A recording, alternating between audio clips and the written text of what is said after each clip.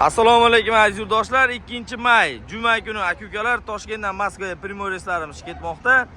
Kimda kim shunaqa davlat avtobuslari ketishidagida bo'lsa, bemalol telefon qilib batafsil ma'lumotlarni olasizlar. Dushanba, seshanba, payshanba, juma kuni faqat davlat tomonidan qo'yilgan reyslarimiz xizmatchilarda aka-ukalar.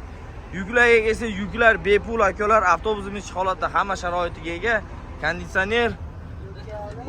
Oma ko'cha issiq ekan. Nima deysiz aka avtobus to'g'risida qulayliklari? Qayerdansiz? Tojikiston? Nima deysiz Tojikistonlik Bapesh akaxonlarimizga?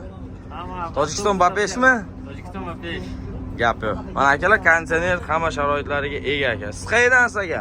Tojikistondan. Nima deysiz tojikistonlik akalarimizga? Gap yo'q avtobusga hammasi mana. Tojikcha bilasizmi?